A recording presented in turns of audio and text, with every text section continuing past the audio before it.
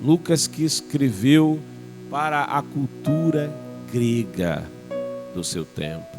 Lucas que com muitos detalhes vai esboçando a narrativa do seu evangelho, inspirado pelo Espírito de Deus. Lucas que aprendeu com Paulo. Lucas que foi companheiro do apóstolo Paulo em seu ministério, em suas andanças, nas horas boas e difíceis. Lucas foi esse companheiro. Lucas que foi instrumento de Deus para nos trazer o relato da palavra que está no capítulo 24, tome comigo, Evangelho de Jesus segundo Lucas, capítulo de número 24, a partir do versículo 13, nós estaremos fazendo leitura na palavra de Deus, sob a temática 15.000 passos com Jesus. 15.000 passos com Jesus. Venha comigo, vamos andar com Jesus no Evangelho agora.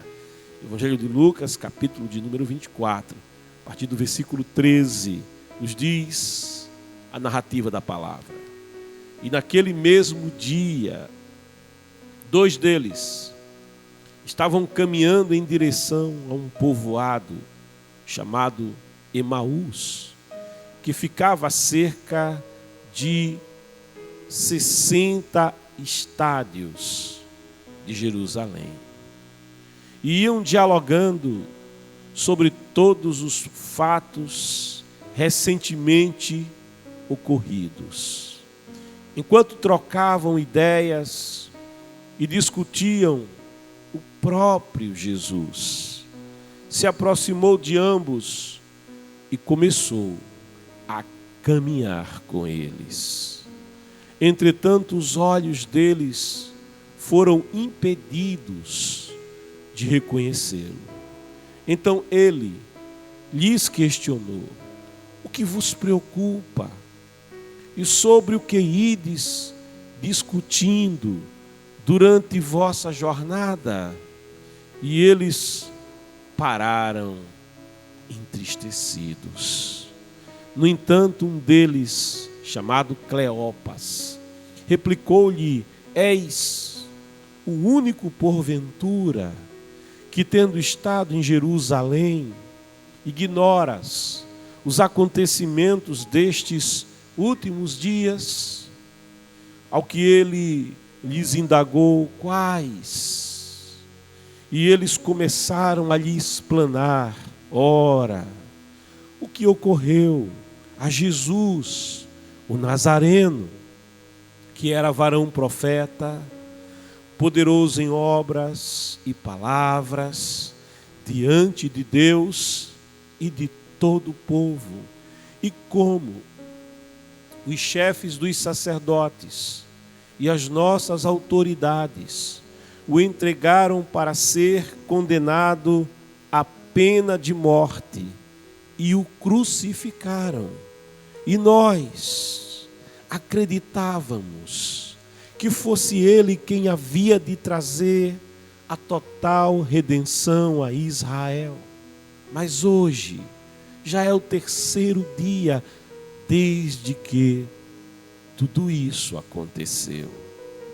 É verdade também que algumas mulheres, seguidoras conosco, nos assustaram, porquanto foram de madrugada ao sepulcro, mas não encontraram o corpo de Jesus. Contudo, voltaram e nos relataram que tiveram uma visão de anjos que lhes asseguraram que ele vive. De fato, alguns outros seguidores entre nós foram ao sepulcro e encontraram tudo exatamente como as mulheres haviam informado. Porém, não viram a ele. Então lhes admoestou Jesus: ó tolos,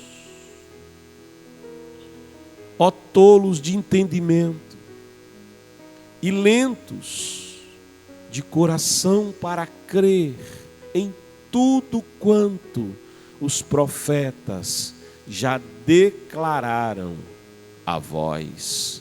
Ora, não era imprescindível que o Cristo padecesse para que entrasse na sua glória?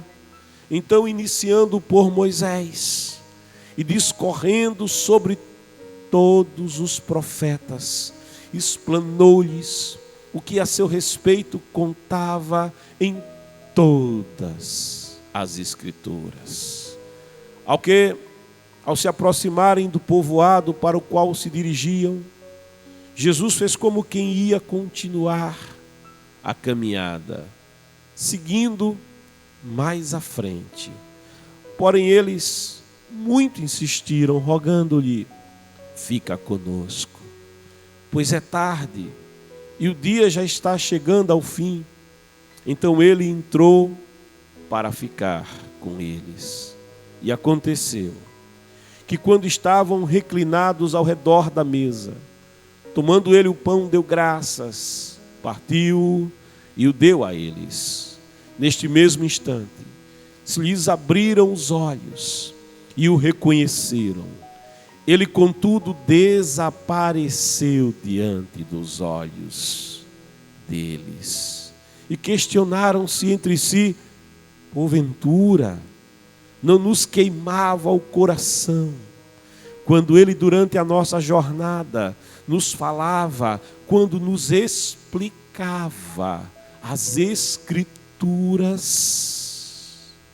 E na mesma hora, levantando-se, retornaram para Jerusalém, onde encontraram reunidos os 11 outros seguidores com eles, os quais anunciavam: é verdade, o Senhor ressuscitou e apareceu a Simão. Então os dois comunicaram o que havia ocorrido no caminho e como Jesus fora reconhecido por eles enquanto partia o pão. Aqui, no versículo 35, encerra a leitura, do 13 ao 35. Lucas, Evangelho do Senhor segundo Lucas, capítulo 24, nos traz essa belíssima narrativa. Quero orar com você. Curve a cabeça comigo, se você pode. Pai amado e santo, é a tua palavra. Pai, nos abre as Escrituras agora. Oh, Pai amado, nos dá o poder da mensagem, porque homem nenhum, Senhor, é capacitado para falar a tua palavra. Isso vem de ti. Fala conosco. Ah, Espírito Santo, envia a tua palavra, a palavra dizente, a palavra rema. Fala com cada um, Senhor, que é alcançado por esse programa, Senhor. Pai, tudo que se opõe à tua palavra, derriba agora. Espírito de Deus, toca os corações, toca o nosso entendimento e ministra a tua palavra ao nosso coração, porque é a tua palavra que produz vida, é a tua palavra que produz renovo, é a tua palavra que gera fé. Ah, Espírito Santo, é a tua palavra que convence, por teu intermédio, do pecado, da justiça e do juízo. Fala conosco, trata conosco, Pai, em nome de Jesus. E por isso, a ti o nosso louvor e gratidão. Abençoa cada um dos nossos internautas conectados conosco, Senhor, que estão atentos agora à tua palavra. Meu querido, minha querida, os discípulos de Jesus, que conviveram com Jesus 3 anos, cerca de 3 anos, 3 anos e meio em seu ministério. Esses discípulos que viram coisas tremendas serem feitas através de Jesus. Um leproso que dele se aproximava, e ninguém se aproximava de leproso, nem permitia que leproso se aproximasse. Aquele leproso se aproxima de Jesus e diz: se tu queres, tu podes curar-me. E Jesus toca no leproso, faz aquele carinho e diz: eu quero. E aquele leproso é purificado. Jesus, que no casamento em Caná da Galileia, quando falta o vinho, manda encher as talhas, e aquela água é transformada no melhor vinho que já se bebeu na terra. Jesus que Bartimeu cego clama por ele dizendo: Yoshua ben Davi, às portas de Jericó. Yoshua ben Davi, tem misericórdia de mim. E esse Jesus pergunta ao cego que não podia ver, e porque não tinha nem sequer o globo ocular, porque ele fora arrancado como punição pelos romanos, por ser ele filho de um grande general que se opôs a Roma. Aquele cego diz: eu quero ver. E aquele Jesus diz apenas uma palavra: vê. Vê. Oh glória, a tua fé te salvou. E aquele Bartimeu, antes que vivia esmolando, passa a ver e segue Jesus pelo caminho. Esse Jesus, que o endemoniado gadareno, vivendo em um lugar onde ninguém podia sequer passar, porque ele atacava as pessoas. Esse Jesus desembarca ali, e aquela legião de demônios, confessando o poder de Jesus, lhe pede permissão para entrar em uma manada de porcos. E ele diz: vai. E aquele jovem é liberto, recupera a vida, e tem a salvação de Deus, e vai testificar de Jesus ali na Decápolis. Eles viram esse Jesus falar com o vento, ordenar calmaria ao mar. Eles viram esse Jesus andar sobre as águas, com poucos pães e peixes, alimentar uma multidão de mais de 5.000 pessoas, sem contar crianças e mulheres, e isso por 2 ocasiões. Esse Jesus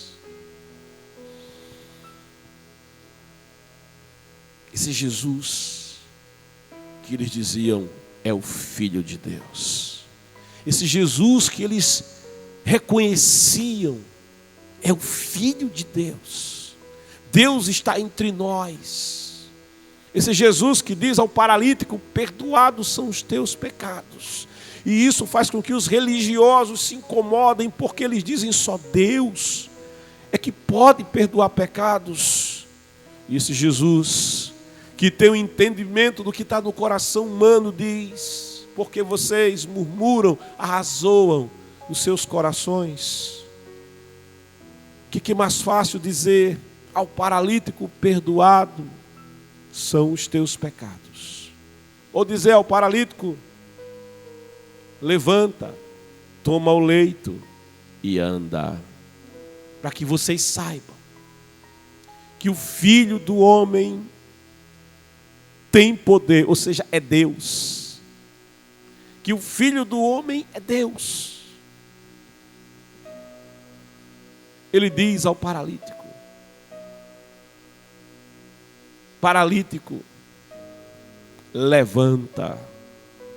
E o homem que chegou carregado por 4, agora não precisa mais de ajuda de ninguém. Ele levanta, toma a cama. E aquele paralítico que antes era carregado na cama, agora quem carrega a cama, toma a cama e anda. E ele vai embora, liberto, liberto, liberto. Eles viram o poder que tinha aquele Jesus. Mas nos últimos dias, eles viram Jesus ser humilhado, ser preso. Eles acompanharam o processo de julgamento de Jesus, ainda que à distância.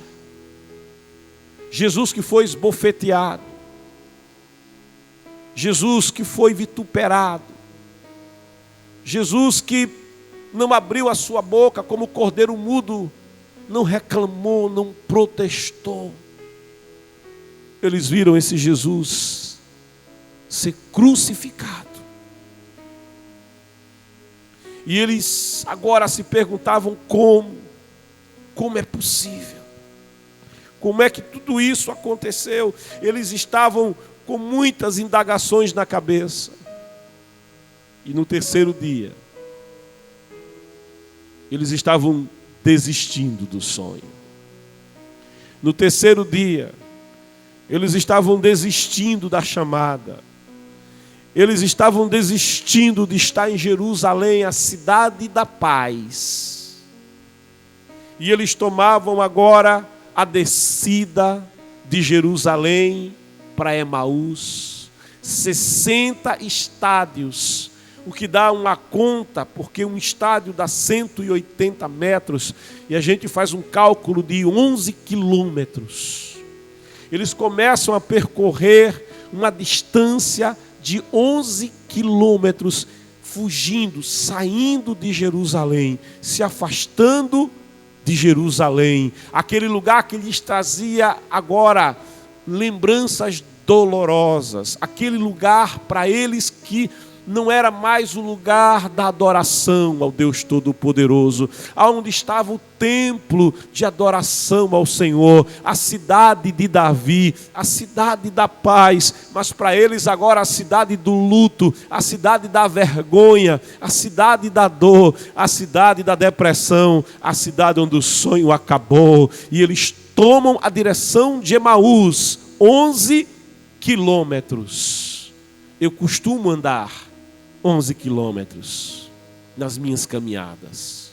E eu sei que são 15 mil passos para uma jornada de 11 quilômetros. 15 mil passos. Eles começam a dar esses passos em direção a Emaús, dizendo: o sonho acabou. Cheio de perguntas, de indagações, o coração aflito. E a palavra de Deus nos diz, naquele mesmo dia, que dia é esse? É o dia da ressurreição de Jesus. Que dia é esse? É o dia em que Jesus não estava mais no túmulo, mas eles não criam, porque o seu coração estava turvado pela tristeza e pela dor. E eles não tinham visão, a tristeza tira a visão, e eles tinham perdido a fé, e eles não criam, e por isso eles saíam de Jerusalém naquele mesmo dia, quando notícias de que ele ressuscitou chegavam, eles estavam saindo de Jerusalém. Dois deles, diz a palavra, estavam caminhando em direção a um povoado chamado Emaús. Emaús era um povoado onde tinham termais, águas termais. E para ali eles se dirigiam, iam em direção ao povoado chamado Emaús, que ficava a cerca de 11 quilômetros da cidade da paz. 15 mil passos se afastando da cidade da paz. 15 mil passos se afastando do lugar onde eles só sentiam agora dor, que lhes trazia lembranças dolorosas. Eles colocavam 15 mil passos, 11 quilômetros entre eles e Jerusalém. Iam dialogando. Os dois iam conversando sobre todos os fatos recentemente ocorridos. Sabe, rememorar é reviver. E reviver lembranças dolorosas leva a sofrer outra vez. Eles sofriam outra vez. Eles sentiam dor outra vez. Eles sentiam tristeza outra vez, porque eles relembravam os fatos antes e recentemente ocorridos. As feridas ainda estão abertas, o coração ainda está sangrando, e eles voltam a sangrar novamente, porque eles estavam rememorando os fatos recentemente ocorridos, enquanto trocavam ideias e discutiam. Veja, não é nenhum problema a gente ter ideias, o problema é a gente ter ideias erradas. Não há nenhum problema em termos ideias acerca de Deus, acerca do agir de Deus. O problema é quando a gente tem ideias e as ideias que a gente tem não são as ideias de Deus. São ideias nossas, do nosso entendimento. Mas o Senhor diz: os meus pensamentos são mais elevados que os vossos pensamentos.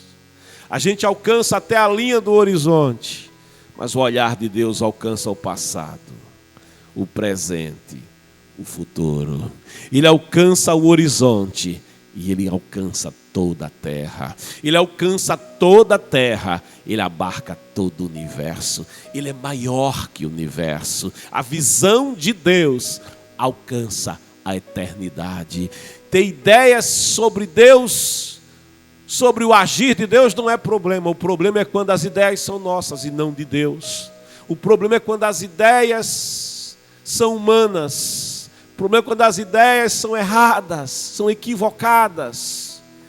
E é isso que está acontecendo com esses discípulos. Enquanto trocavam ideias, cada um dizia o seu ponto de vista, o que pensava acerca do que aconteceu. E enquanto eles faziam esse exercício, a palavra diz: o próprio Jesus se aproximou de ambos.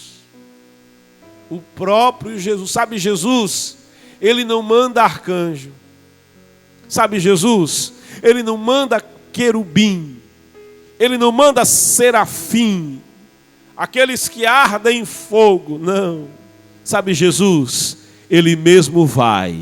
Ele mesmo se faz presente quando o seu povo está em luto, quando o seu povo está em tristeza, quando o seu povo está perplexo, quando o seu povo está desistindo do sonho, quando o seu povo está dizendo: acabou o sonho, terminou tudo, quando o seu povo está desistindo, quando o seu povo está fraquejando, ele não manda recado, ele mesmo vai, ele mesmo chega, e ele está chegando nessa manhã na tua casa. Ele pessoalmente está chegando no teu trabalho, ele está chegando no teu casamento, ele está chegando nesta enfermidade, ele está chegando nesta causa, ele está chegando na tua vida. O próprio Jesus, ele está presente aqui, e ele se faz presente onde você está. Sinta a sua presença, sinta, ele se faz presente. Desde que o programa começou, que Jesus está presente.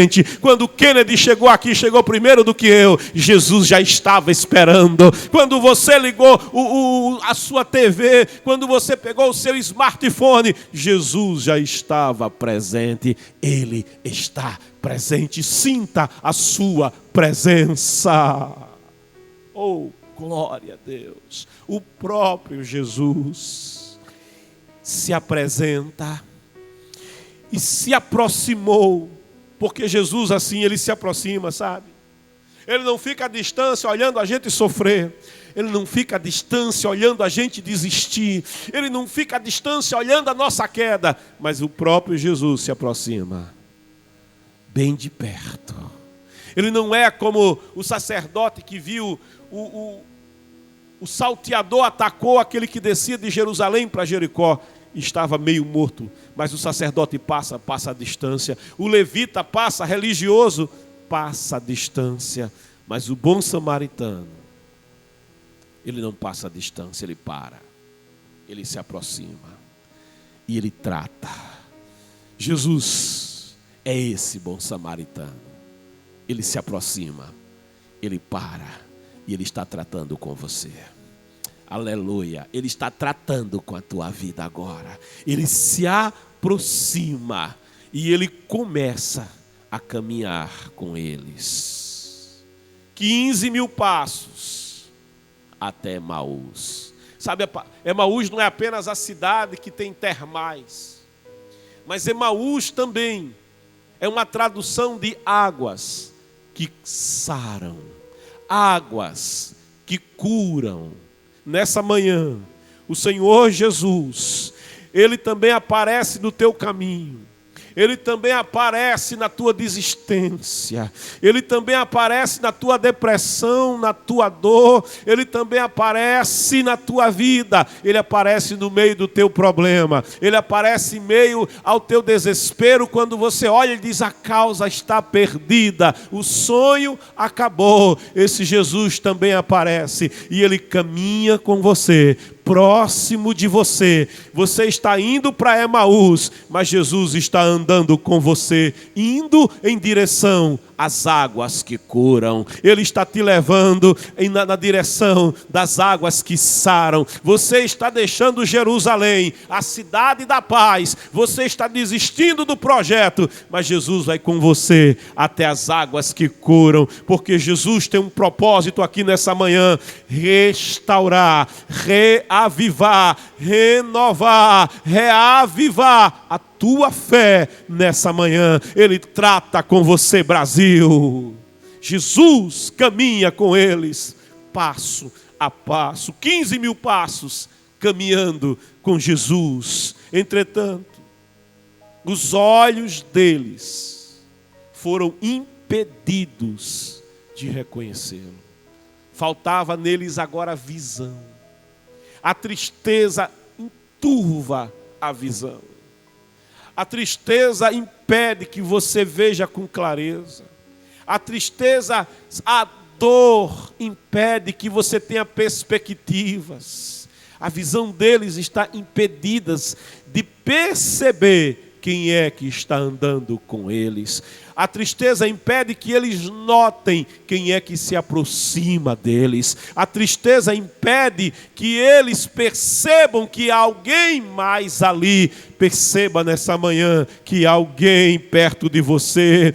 Tem alguém que se aproxima de você. Jesus foi se aproximando por trás. Eles não tinham percebido ainda, mas Jesus estava tão perto e estava bem ali. E caminhava com eles. E eles não conseguiam reconhecer Jesus. Sabe, era o terceiro dia. Jesus tinha ressuscitado. Mas eu faço com você uma conjectura. As feições de Jesus não eram as mesmas. Ele tinha recebido um tabefe tão forte do guarda, do capitão, da guarda do templo. Foi um tabefe tão violento nos seus lábios que pocou os lábios de Jesus. Os lábios de Jesus deviam estar inchados. E ele disse: é assim que você responde ao sumo sacerdote? Esbofeteou Jesus. Os soldados tinham colocado um capuz em cima da cabeça de Jesus. E começaram a esmurrá-lo e diziam: profetiza, diz o nome de quem te deu o murro. E esmurravam Jesus. Os cílios deviam estar inchados, o rosto de Jesus devia ainda estar alterado pelo processo que levou Jesus até a cruz. A moedura na qual Jesus foi submetido, Jesus ele ainda tinha os traços daquilo que havia sofrido. Eles colocaram-lhe uma coroa de espinho na tez que lhe perfurou. Haviam cicatrizes no rosto de Jesus. O Kennedy cantou aqui: cicatrizes que provam que ele precisou sofrer para que eu e você pudéssemos ser livres. Ele carregava essas cicatrizes no seu rosto, de modo que os discípulos olhavam e não conheciam, reconhecendo aquele rosto que estava sofrido, aquele rosto que tinha sido vituperado, aquele rosto que tinha sido agredido, aquele rosto com cicatrizes, aquele rosto com hematomas. Eles não reconheciam que aquele fosse o rosto de Jesus. Eles não perceberam que era Jesus. Então Jesus, lhes questionou: o que vos preocupa? O que é que te preocupa nessa manhã? Oh! Ele havia dito em Mateus 6, não andeis preocupados com o vestir, com o comer, não andeis preocupados, ansiosos, como será o dia de amanhã, porque o vosso Pai, Ele cuida das aves dos céus, Ele cuida do pardal, Ele cuida da andorinha, Ele cuida do sabiá, Ele cuida do canário bega, Ele cuida do curió, Ele cuida da erva, da flor da erva, que de manhã é viçosa, que de manhã exala um cheiro suave, e à tarde já não tem mais perfume, e à tarde já murchou, mas tem o cuidado dele. Ele cuida do girassol, Ele cuida do lírio do campo, Ele cuida de você. Vocês são mais importantes que os passarinhos, mais importantes que o lírio do campo. Ele tem cuidado de você. É esse Jesus que se aproxima dos discípulos e pergunta: por que vocês estão preocupados? Por que você está preocupado? Lança sobre Ele toda a preocupação, lança sobre Ele toda a ansiedade, entrega o caminho ao Senhor, confia nele. Confia nele. Por que vocês estão preocupados, ansiosos?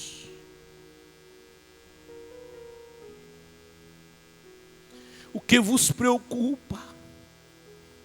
E ele pergunta: o que vos preocupa e sobre o que ides discutindo durante a vossa jornada de 15.000 passos?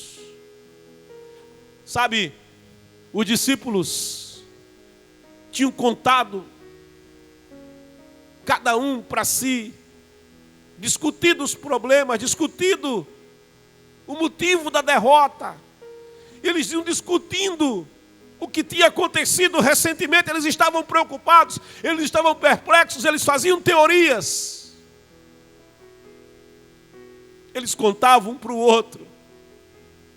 Tem uma hora que você conta para todo mundo o problema. Você conta para todo mundo o que te angustia. Você conta para quem está à esquerda, quem está à direita. Você senta com alguém no coletivo e conta até para o estranho. Você esquece que bem perto de você tem um companheiro que anda com você. Conta para ele. O que é que te preocupa? Conta para ele. Sobre o que você tem falado com as pessoas, sobre o que você tem falado com o mundo, você tem contado para todo mundo. Experimenta contar para Jesus. Conta para Jesus, conta para o divino companheiro, aquele que você não percebeu, mas está perto de você. Você não notou, mas ele está bem junto de você. Ele não desistiu de você e o sonho não acabou.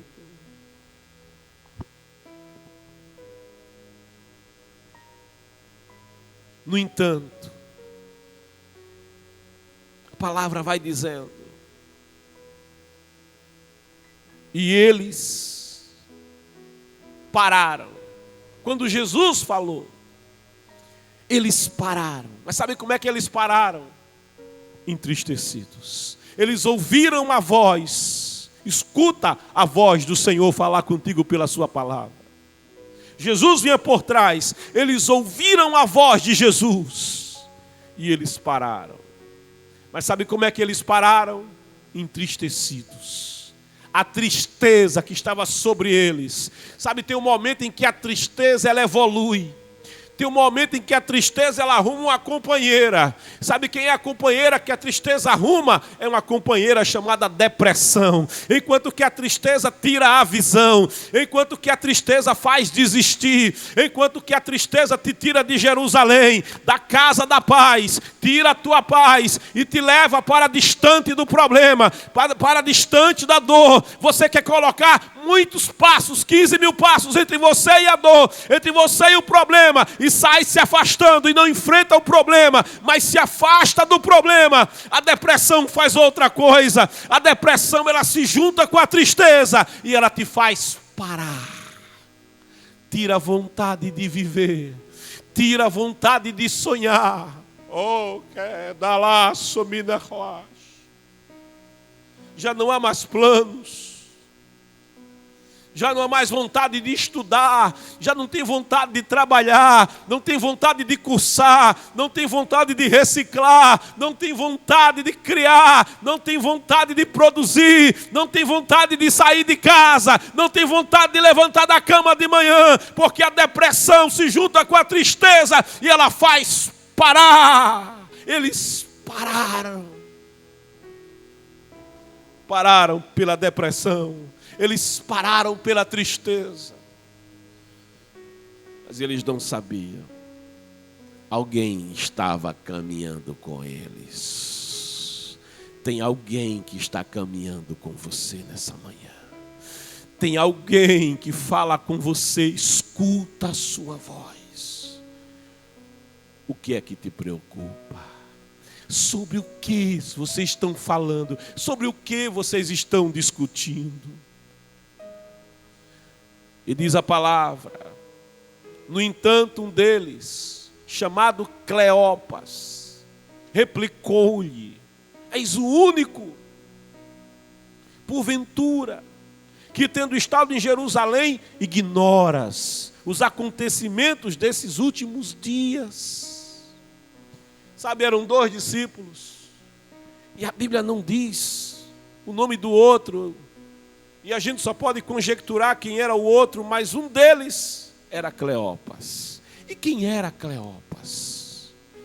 Em João, no capítulo 19, no versículo de número 25, nos diz que no dia anterior, próximo da cruz, estavam 3 mulheres. Próximo da cruz estava a sua mãe, a mãe de Jesus, o crucificado. Próximo da cruz estava a sua mãe, a irmã de sua mãe, Maria, mulher de Cleopas, e Maria Madalena. Próximo da cruz estava a sua mãe, Maria, mulher de Cleopas, e Maria Madalena. Sabe quem é Cleopas? É o tio de Jesus. Sabe quem é Cleopas? É alguém da família, do núcleo familiar de Jesus. Sabe quem é Cleopas? É alguém que viu Jesus correndo, menino, na empoeirada Nazaré da Galileia. Sabe quem é Cleopas? É alguém que viu Jesus na adolescência, trabalhando na carpintaria. Sabe quem é Cleopas? É alguém que conhece muito bem a família de Jesus. É alguém que conhece muito bem quem é Jesus. Ele conviveu com Jesus, mas naquele dia, em meio à sua tristeza, em meio à sua angústia, ele olha nos olhos de Jesus, ele olha para a face de Jesus, e a tristeza, e a depressão, e o sentimento de derrota não deixa ele perceber quem é Jesus. E ele vai dizendo, ao que ele lhes indagou. Quando ele diz, você não sabe o que aconteceu em Jerusalém, Jesus faz outras perguntas. Jesus gosta de fazer perguntas. E sabe qual é a pergunta que Jesus faz para ele? Quais acontecimentos? Conta para mim. Conta para mim. Conta para mim, me faz o teu psicólogo. Conta para mim, me faz o teu psiquiatra. Conta para mim. Ele é o divino conselheiro, Ele é o Deus forte, Ele é o Shalom, Ele é o príncipe da paz. Conta para mim, abre o teu coração, coloca diante de mim a narrativa da tua angústia. Quais? E eles começaram a lhe explanar. Ora, o que ocorreu a Jesus, o Nazareno. Curioso é que ele não diz Yoshua ben Davi. Ele não diz Jesus, o filho de Davi. Não. A Jesus, o Nazareno. Isso já vai revelando como ele tinha perdido a fé. Isso já vai revelando como ele tinha ideias equivocadas acerca de quem é Jesus. Jesus, o Nazareno. É Bartolomeu quem diz: sai alguma coisa boa de Nazaré, da poeirenta Nazaré, em João 1, 45, 46. Lá, na altura de João 7, é um fariseu que diz para outro: examina o Evangelho, examina a palavra, as Escrituras, e vê que de Nazaré não sai profeta. De Nazaré não sai nada de bom. Nazaré é um lugar perdido, Nazaré é um lugar derrotado. Vê que Nazaré é um lugar sem futuro. Aí ele diz: Jesus, que Jesus? O Nazareno. Jesus, o Nazareno. Que era, e olha o verbo, que era, se era, não é mais. Ele não sabe que Jesus, ele não é o grande eu era, mas Jesus é o grande eu sou. Saiba, Jesus não é o grande eu fui, Jesus não é o grande eu era, Jesus é o mesmo ontem, é o mesmo hoje, de eternidade a eternidade, no dia de amanhã, na tua terça-feira, na tua quarta-feira, no teu novembro, no teu dezembro, no teu janeiro, no teu 2023, no teu 2024, no teu 2025, nos anos que ainda virão na tua vida, Jesus é o mesmo, Jesus é o mesmo, Jesus é o mesmo, nele não há mudança, nem sombra de variação, ele é o Senhor, todo poder, toda autoridade pertence a ele. Jesus, que era, na visão dele, varão, apenas um homem, profeta, mais um, entre tantos, mais um profeta, poderoso em obras e palavras, ele falava bem, ele curava os enfermos, ele realizou milagres e sinais, mas ele era e não é mais. Poderoso em obras e palavras, diante de Deus e de todo o povo. E aqui ele diz: e como? Aí aqui não é mais o era. Aqui ele coloca o tamanho do problema para fora. Ele diz: e como? Como o que? Os chefes, aqui eles são fortes. O problema é sempre grande.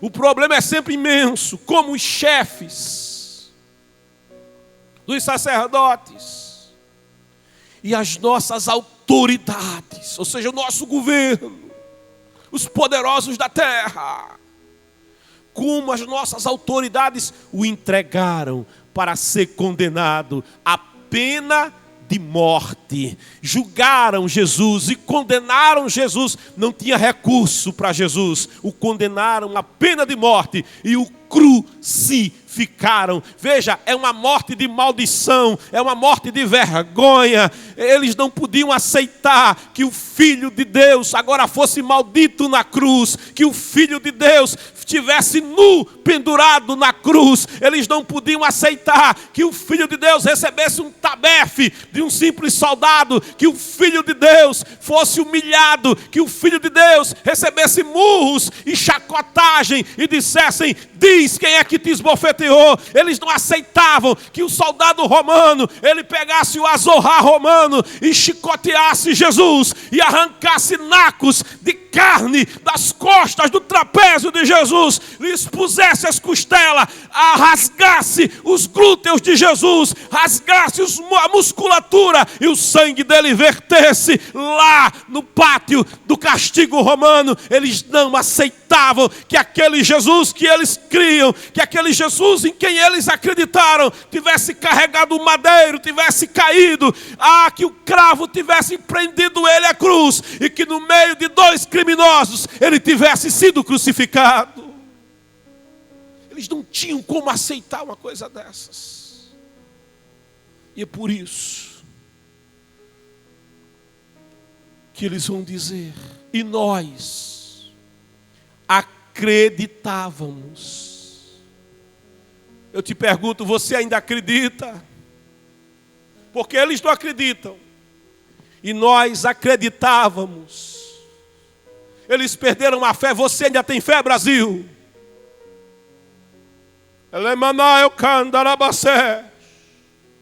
E nós pensávamos, e nós acreditávamos, porque não acreditamos mais.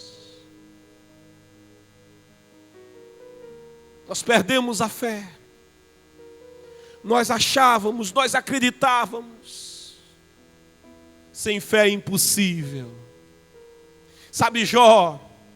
Quando Jó perde os filhos, perde os rebanhos, perde os bens, perde a saúde, e fica no pó, na cinza, com um caquinho de telha para coçar as chagas. E a mulher de Jó vem a ele e diz: homem, amaldiçoa esse teu Deus e morre, porque ela já não cria, ela já não aceitava, ela já não acreditava. Amaldiçoa esse teu Deus e morre, porque você vai ter paz na morte. Aí Jó: eita, porque a fé verdadeira é aquela fé que é provada, e ela passa pela prova, e ela vence na prova. Jó diz para ela: como loucas falas tu, receberia eu o bem de Deus, e não receberia agora a adversidade? Não nasci e não morrerei. O Senhor deu e o Senhor tomou. Não foi o diabo que deu, nem ele que tomou, mas o Senhor deu e o Senhor tomou. Bendito seja o nome do Senhor. Ele dá glória ao Deus dos céus. Bendito seja o nome do Senhor. Na derrota, aprende a crer. Na derrota, aprende a adorar. Na derrota, aprende a glorificar. Na derrota, ainda acredita no Senhor. Porque Ele não morreu, Ele está vivo, Brasil. Nós acreditávamos que fosse Ele quem havia de trazer a total redenção a Israel. Sabe o que eles pensavam de redenção? Que redenção era apenas social. Que redenção era apenas do campo político, porque Israel naqueles dias era dominada por Roma. Israel naqueles dias era oprimida pelo Império Romano. Eles pagavam tributos a Roma, eles eram controlados por Roma, eles não tinham governo próprio. Roma os governava, Roma os controlava e Roma os explorava. Então eles diziam: a gente achava que ele ia resolver o problema político da nação de Israel, a gente achava que esse governo ímpio que está sobre nós ia desaparecer, a gente achava que ele ia montar num cavalo de guerra e ele ia fazer a guerra, a gente achava que ele seria como um grande general que expulsaria os romanos da terra de Israel. A gente achava que ele ia redimir a Israel. Eles não sabiam. Era que Jesus, ele disse lá na primeira ceia, quando a instituiu, ele tomou o cálice em suas mãos e disse: este é o meu sangue, o sangue da nova e eterna aliança, que é derramado por vós para a remissão, para a redenção dos pecados, para libertar do pecado. Sabe por quê? Porque o salário do pecado é a morte. Porque o pecado leva à morte. O pecado é uma prisão que prende o homem na morte. O pecado escraviza, o pecado aguilhoa. A maior prisão que existe não é social. A maior prisão que existe não é econômica. A maior prisão que existe sobre o ser humano chama-se a prisão do pecado. Porque tira o homem da comunhão com Deus e leva o homem à morte. E da morte leva ao inferno. E o inferno é onde o bicho não morre, aonde há pranto e ranger de dentes. E foi essa redenção, foi essa libertação que Jesus consumou lá na cruz, quando ele disse: está consumado, Pai, está pago. A visão deles não alcançava a visão de Deus. A visão deles era humana. A visão de Deus é maior do que a nossa visão. Eles viam a nação de Israel, mas o Senhor via a promessa feita a Abraão: em ti, Abraão, serão benditas todas as nações da terra. Em ti, Abraão, Israel vai ser bendito. Em ti, Abraão, o Irã vai ser bendito. O Iraque vai ser bendito. A Arábia será bendita. Em ti, Abraão, a França, a Inglaterra, a Alemanha, a Itália, a Austrália, os Estados Unidos da América, a Rússia, a Ucrânia. Em ti, Abraão, Japão. Em ti, Abraão, a América Central. Em ti, a Argentina. Em ti, o Uruguai, em ti o Paraguai, em ti o Chile, em ti a Venezuela, em ti o Brasil, feliz é a nação cujo Deus é o Senhor, e o povo que se chama pelo seu nome. Em ti, Abraão, através de Cristo Jesus, através do sacrifício de Cristo Jesus, haverá liberdade, haverá liberdade, haverá liberdade, e haverá vida, e haverá paz no coração do pecador oprimido. Mas a visão deles era limitada. E eles vão prosseguindo na narrativa, vão dizendo: é verdade também que algumas mulheres seguidoras conosco nos assustaram.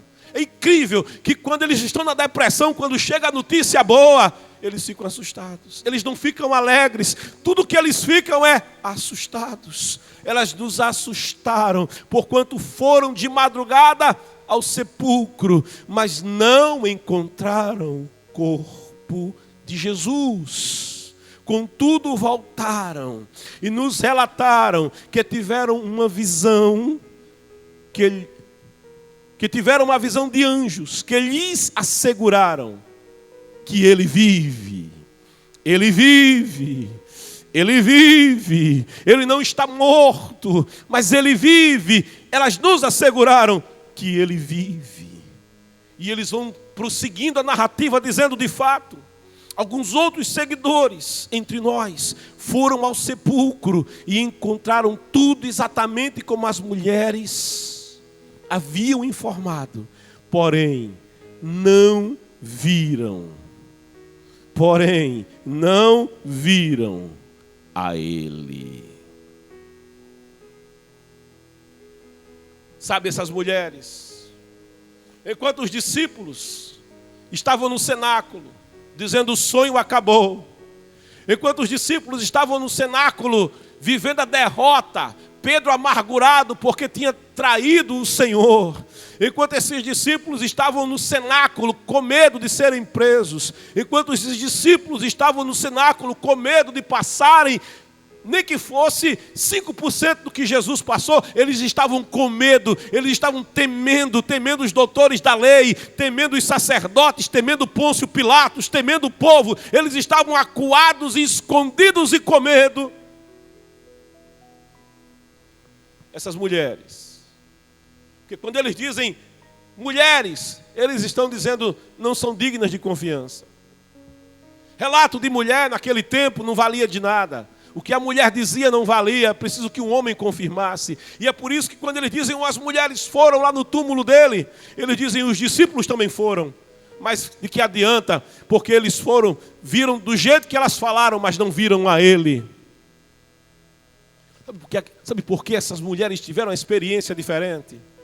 É porque Marta e Maria, é dito no Evangelho, de madrugada Marta e Maria, cedinho, domingo de manhã, elas iam em direção ao sepulcro, mas tem lá soldados guardando o corpo de Jesus, tem uma guarnição romana armada, pronta para brigar, pronta para matar, guardando o corpo de Jesus, tem uma pedra que está selando o sepulcro, tem um selo de César que impede que o sepulcro seja aberto. Sabe o que é que preocupava aquelas mulheres? Não é que elas iam ser presas, sabe o que preocupava aquelas mulheres? Não é que elas iam ser perseguidas, não é que elas iam ser agredidas, não é que elas não tinham espada, elas não tinham lança, elas não tinham armamento nenhum para enfrentar a guarnição romana. O que preocupava aquelas mulheres, Marta e Maria, era uma coisa só: quem é que vai remover a pedra? Quem é que vai remover a pedra? Porque eu não vejo a hora de estar perto do Senhor, eu não vejo a hora de estar na presença do Senhor. Ah, que saudade do Senhor, ah, que vontade de estar na presença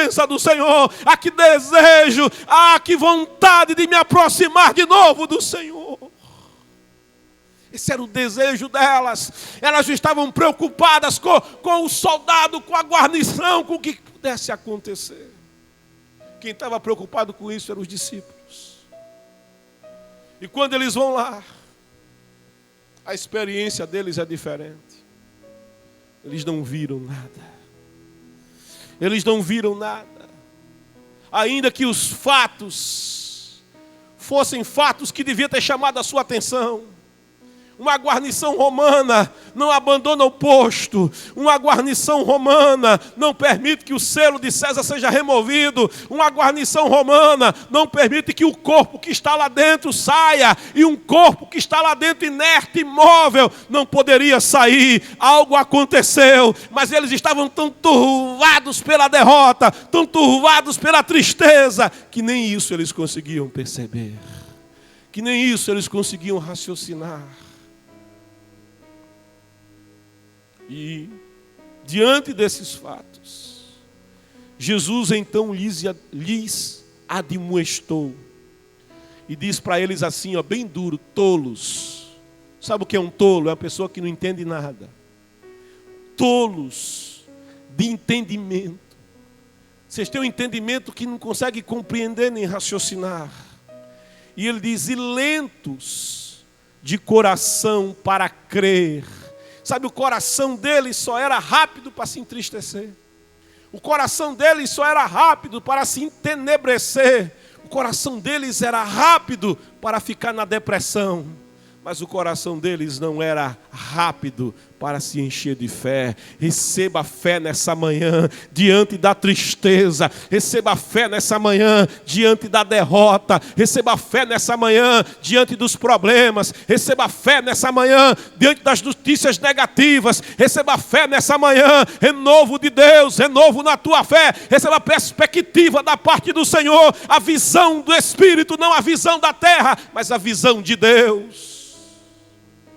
Lentos para entender, para crer em tudo quanto os profetas já declararam a voz.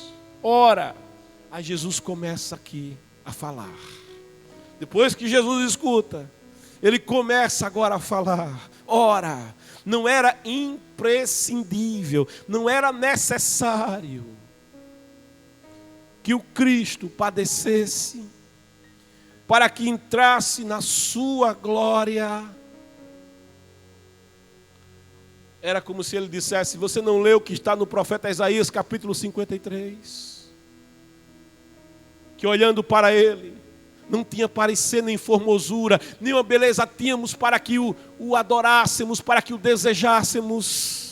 Nós o tínhamos por aflito de Deus, e o mais desprezível entre os homens. No entanto, o castigo que estava sobre ele era pelos nossos pecados. O castigo que nos traz a paz está sobre ele, e pelas pisaduras dele nós é que fomos sarados. Jesus começa a lembrar, a trazer à memória deles a palavra. Começa a trazer à tua memória a palavra. Começa a lembrar, começa a ter as ideias segundo a palavra, não as ideias segundo o coração humano, não as ideias segundo a perspectiva humana. Começa a olhar o contexto que te cerca aos olhos da palavra de Deus, com as lentes da Bíblia Sagrada. Eles olham, e Jesus começa a dizer para ele, no versículo 27, então, iniciando por Moisés. Sabe o que é que Moisés escreveu no Gênesis, quando o homem caiu? O homem caiu e pecou, e estando em pecado, e Deus se apresenta no jardim e pergunta: Adão, aonde tu estás? Ele se esconde de Deus. Por que te escondes, Adão? Estou nu. Nu por quê? Porque eu pequei. E o pecado desnuda o homem da glória de Deus. O pecado deixa o homem nu. O pecado deixa o homem exposto. O pecado traz vergonha. Aí Deus, Ele pega uma vítima inocente e sacrifica, e faz vestes para o homem. A Jesus está dizendo: eu sou o Cordeiro, eu sou a vítima inocente que cobriu a nudez e a vergonha do pecador, de Adão e de Eva e de toda a humanidade. Jesus começa a rememorar o que está ali em Gênesis 3:15, quando Deus diz para a mulher: eu vou colocar inimizade entre a mulher e a serpente, e a semente da mulher vai pisar a cabeça da serpente, e a serpente vai lhe picar o calcanhar. Aí Jesus diz: eu sou a semente da mulher, da qual Moisés falou. Jesus vai dizer: eu sou a voz que falou da sarça ardente. Eu vi, eu ouvi o clamor do meu povo, e eu desci para livrar o meu povo do jugo de Faraó. Eu desci para livrar o pecador do jugo de Satanás. Jesus, Ele está revelando, e Ele dizendo: olha, eu sou o Cordeiro Pascal. Quando Israel estava ainda no Egito, e o anjo da morte ia passar pelo Egito, ia levar o filho primogênito da serva, ia levar o filho primogênito do pobre e do rico e do capitão e do general e de Faraó. Mas o meu povo, ele pegou o Cordeiro Pascal, ele sacrificou o Cordeiro Pascal, ele se alimentou do Cordeiro Pascal, ele passou na verga da porta o sangue do Cordeiro. E quando o anjo da morte passou, aonde tinha a marca do sangue, aonde tinha a marca do Cordeiro, a morte não entrou, a praga não entrou, a seta que voa ao meio-dia não entrou, mal nenhum chegará na tua tenda, porque o Senhor acampa-se ao redor dos que o temem e os livra. Oh, provai e vede que o Senhor é bom. Assim como os montes estão à roda de Jerusalém, assim o Senhor está em volta do seu povo, firme permanece para sempre. Eu sou aquele que guarda o povo do Senhor. Quando Israel teve sede e Moisés toca na rocha e as águas brotaram, eu sou a água que descedenta a sede. Quem tem sede, vem a mim e beba. Jesus é a água da vida. Quando o povo teve fome, de manhã apareceu o maná. Jesus é o pão que desceu do céu. Aquele que come deste pão jamais terá fome.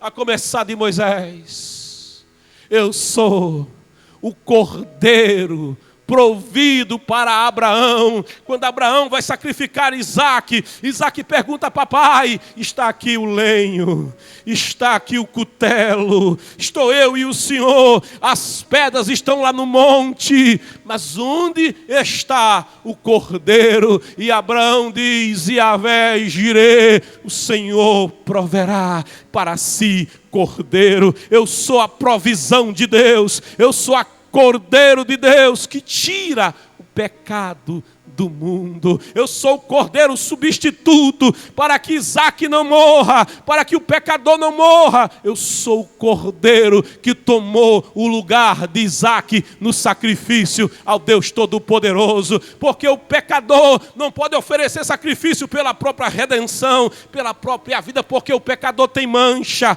o pecador é cheio de pecados. Deus olhou dos céus à terra, Deus olhou desde o passado até o presente, até o futuro, e Ele procurou um justo, um humano que fosse justo, e Ele não encontrou um justo sequer, porque todos pecaram, todos pecaram, todos pecaram. O salário do pecado é a morte, e estão destituídos da glória de Deus. O pecador não pode salvar o pecador não pode redimir o pecador. Eu sou o Verbo que se fez carne, eu sou Deus que tomou a forma humana para morrer na cruz, para pagar o preço do resgate do homem. Eu vim buscar, eu vim salvar o que estava perdido, eu vim pagar o preço do resgate do aprisionado pelo pecado.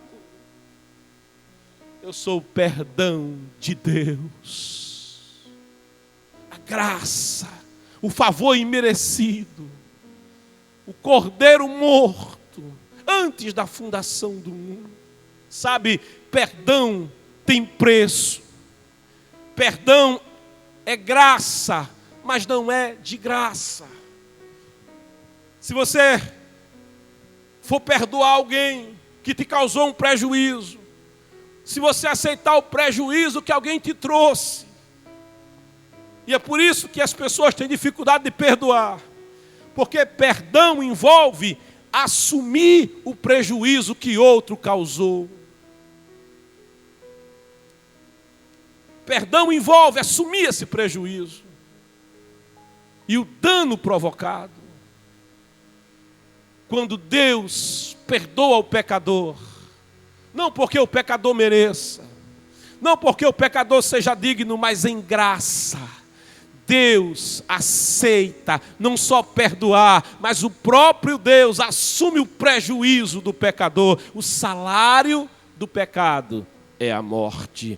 Se você alguma vez já mentiu, é mentiroso. E nas revelações de João é dito: de fora vão ficar os mentirosos. Os mentirosos não entrarão na presença de Deus. Os mentirosos não estarão na presença de Deus, porque mentir é pecado. O pai da mentira é Satanás, e o salário do pecado é a morte. Mesmo a mentira condena o homem. Aí Jesus, Ele toma o lugar do mentiroso, toma o lugar do assassino, toma o lugar do pecador, toma o lugar daquele que não pode oferecer sacrifício por si mesmo. E Ele toma sobre si todo o pecado, toda a iniquidade, e Ele paga o preço para que o pecador possa ser resgatado. Ele assume o prejuízo, Ele paga a conta com a sua própria vida. É por isso que Deus se fez homem, para poder morrer na cruz pelo pecador que estava condenado em delitos e em pecados. Jesus vai revelando para eles. Que aula que Jesus deu para eles. Falou daquilo que Moisés escreveu, falou daquilo que os profetas escreveram. Ele vai dizer para eles: eu sou o bom pastor, aquele pastor de quem Davi falou no Salmo 23, o Senhor é o meu pastor, de nada terei falta. Eu sou aquele que, quando a ovelha ela passa pelo vale tenebroso, pelo vale da depressão, pelo vale da sombra da morte, quando você olha e não vê saída, quando você olha e não tem escape, essa ovelha diz: não temerei o mal, não temerei o mal, porque o Senhor é o meu pastor, eu pertenço ao meu pastor, não temerei mal nenhum, porque tu estás comigo, a tua vara e o teu cajado me consolam. Ele é o bom pastor que cuida das suas ovelhas. E os discípulos vão entendendo a palavra. 15.000 passos. Que aula que Jesus deu. 15.000 passos. Que exposição que Jesus fez.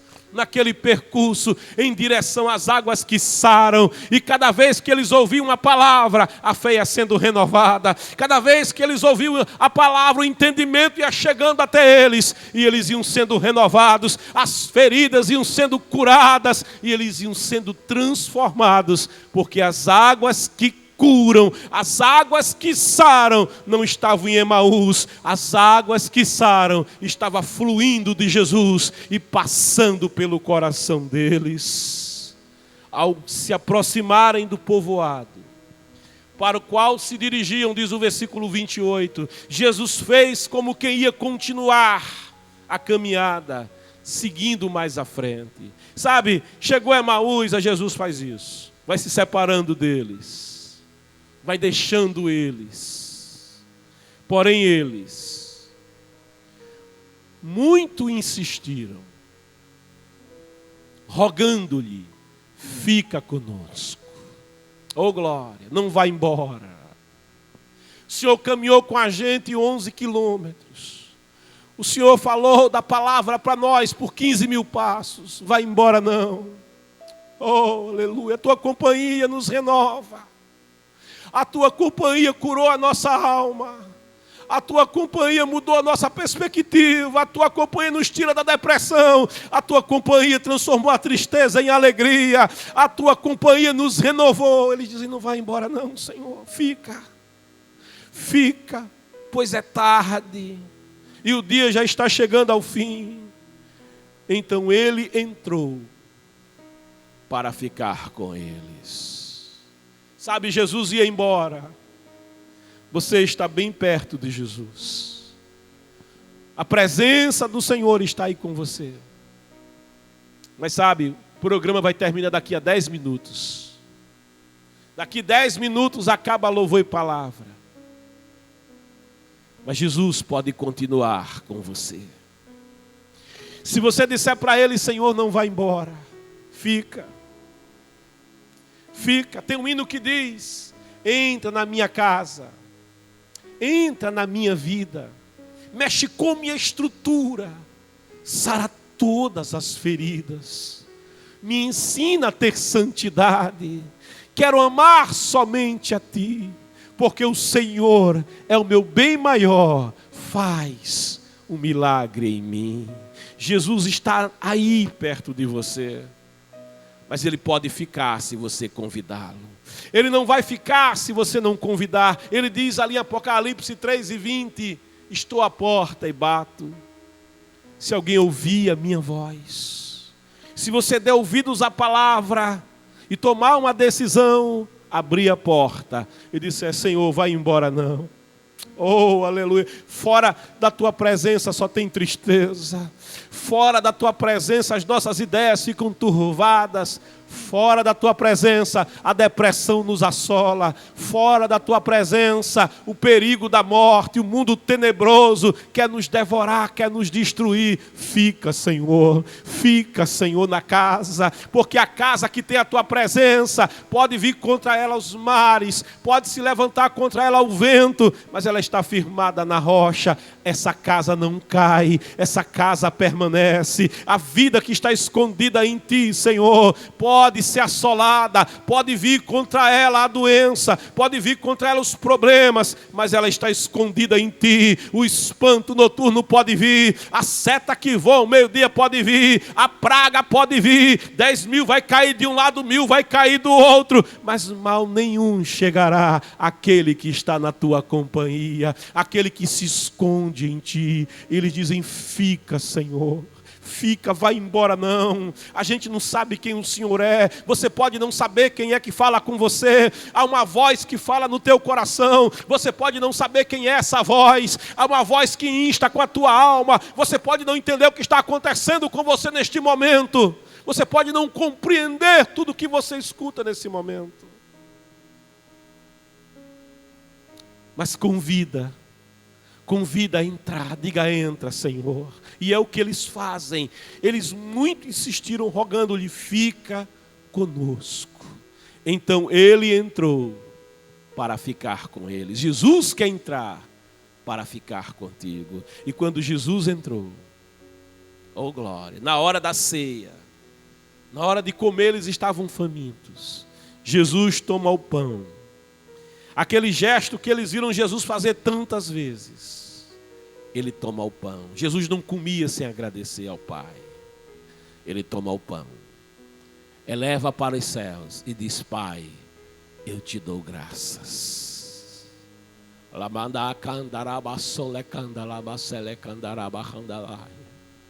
Ele toma o pão e parte.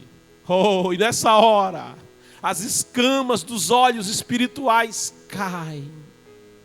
E eles veem quem é que estava na companhia deles. E eles entendem, sabe, você está ouvindo a palavra, você está ouvindo a mensagem, você pode até estar entendendo a mensagem, mas é preciso haver fé no coração, é preciso você ver mais do que o pregador, é preciso você ver mais do que a tela do televisor, mais do que a tela do smartphone, mais do que esse humilde pregador que fala com você. É preciso você saber de quem é que se fala, é preciso que os teus olhos se abram e você tenha visão de Jesus, visão de Deus, da presença de Deus na tua casa, da presença de Deus aí perto de você. É isso que acontece com eles. Eles olham, já não é mais o companheiro do caminho, eles olham, já não é mais um estranho que falava com eles. Eles olham e eles dizem: é o Senhor, é o Senhor, é o Senhor. Eles entendem quem é que fala com eles. E nessa hora, quando eles entendem, ele desaparece.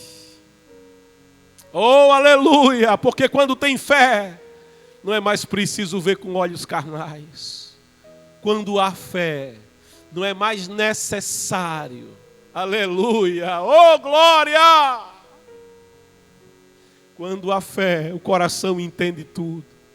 Quando há fé, eu recebo esta fé agora. Escuta a voz do Espírito de Deus que fala contigo nessa hora. E convida Jesus agora: entra, Senhor, na minha casa. Entra, Senhor, na minha vida. Você pode estar desistindo, você pode estar morrendo espiritualmente, você pode estar como aqueles discípulos estavam, com tudo destroçado. Mas Jesus se apresentou no caminho com você. E sabe o que aconteceu com aqueles discípulos? E acontece com todo mundo que se encontra com Jesus. Eles não ficaram em Emaús, mas eles voltaram para Jerusalém. Você pode ter saído de Jerusalém. Você pode ter saído do lugar da adoração. Você pode ter se afastado do lugar da presença de Deus. Mas Jesus chegou no teu caminho.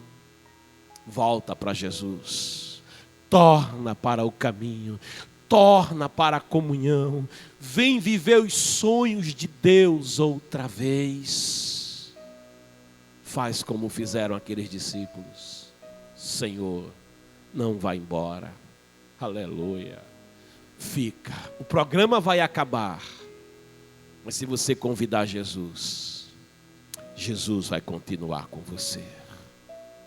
Querido, você que está afastado da casa do Pai, você que se afastou de Jerusalém,